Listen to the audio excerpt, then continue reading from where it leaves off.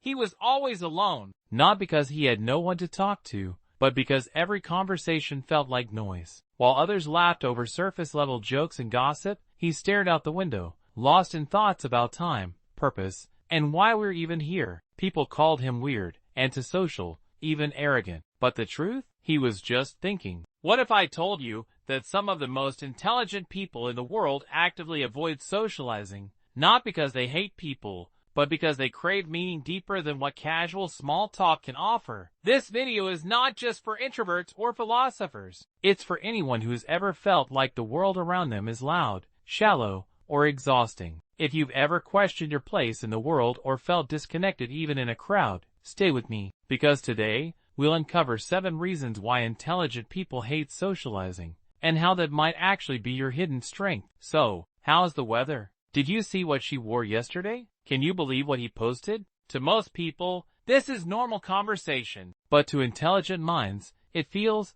like chewing cardboard, pointless and unfulfilling. Small talk isn't just boring, it's draining. People who think deeply often crave conversations about purpose, identity, consciousness, not celebrity gossip or the latest drama. You see, their brains are wired to search for depth, for insight, for truth. When a conversation lacks substance, it doesn't feel like socializing, it feels like pretending. This is why intelligent people often feel lonely in crowded rooms. Not because they're arrogant, but because they're starving for depth in a world addicted to distraction. Why did she raise her eyebrow like that? Was he being sarcastic? Or was that a joke? Did I say too much? Did I not say enough? Welcome to the inner world of an intelligent overthinker. For highly intelligent individuals, social situations are never just simple exchanges, they're puzzles. Every gesture, every pause, every tone is a potential layer of meaning. And the mind, it just can't stop analyzing. This constant mental traffic can make a 5-minute chat feel like a mental marathon. So over time, they avoid these interactions,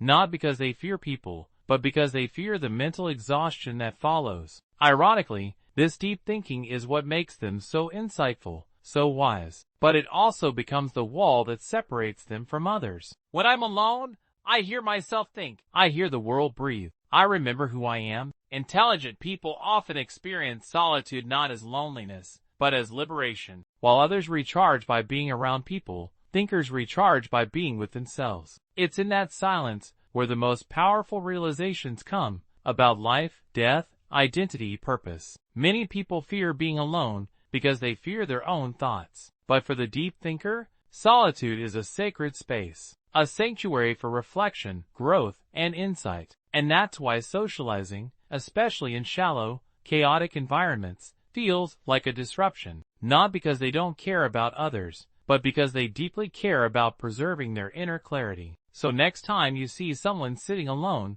don't assume they're sad. They might just be building an empire in their mind. Hey, so good to see you. But inside, they're thinking, why am I pretending to care about this? Here's a truth you admit. Most social interactions are performances. We laugh when we're not amused. We compliment to be polite. We nod, smile, agree, just to fit in. But intelligent people see through the mask, especially their own. And pretending? It feels like betrayal. Their minds value authenticity, truth, and alignment. So when they're forced to act like someone, they're not just to maintain social harmony, it creates a deep inner conflict, a war between honesty and acceptance. They'd rather be misunderstood and alone than be fake and surrounded. This need for congruence between thought, speech, and action isn't antisocial. It's the foundation of self-respect. I'd rather talk about the universe at 2 a.m. than say how's your day 20 times a week. Intelligent people aren't anti-connection.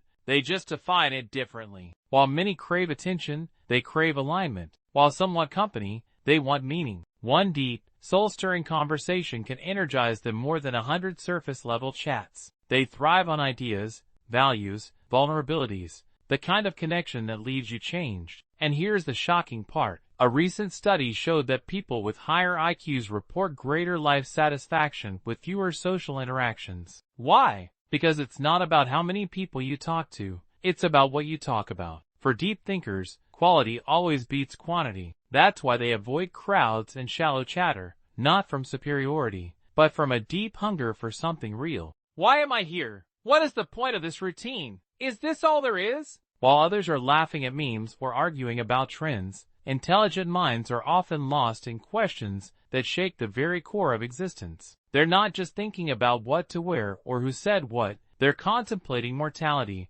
morality, meaning, and when your brain is wired to constantly explore questions like, what is consciousness? Or, is free will even real? It becomes hard to enjoy casual banter about weekend plans. This doesn't mean they're sad or depressed, it means their awareness is heightened. They see beyond the surface, but that vision often isolates them. And here's the truth, most people run from these questions. Intelligent people walk straight into them, but that path is rarely crowded. You're too intense. Can't you just relax? Why do you always make things so deep? Words that sting intelligent souls far more than we realize. The truth is, many deep thinkers started out wanting connection, but after being labeled too much, too serious, or too different, they learned to withdraw, not because they gave up, but because they got tired of being misunderstood. It's not that they hate people, it's that they've tasted the pain of not being seen for who they are. And so, they build inner worlds, safe, rich, and real. Worlds where they don't have to shrink themselves to fit in. But here's the catch. That solitude, it often hides a longing, a quiet hope that someone, somewhere, will understand the way they think. Here's something shocking you probably didn't know. A study published in the British Journal of Psychology found that intelligent people are less happy the more they socialize with others. That's right. Unlike the general population,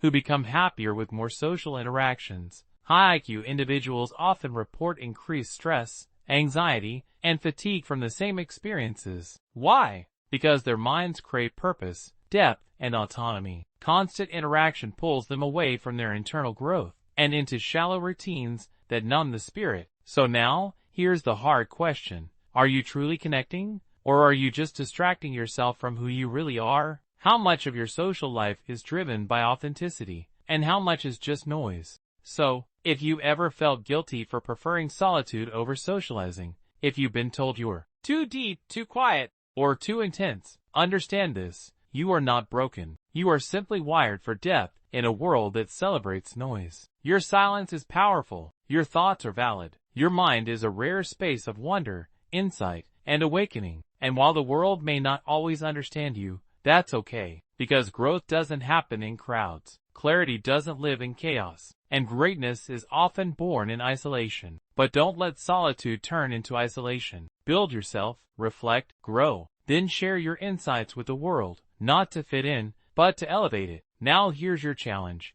Take 10 minutes today. No noise, no phone, just you and your thoughts. Ask yourself, who am I becoming? And let the real answers begin to surface. Be proud of your mind. Now, build your life around it.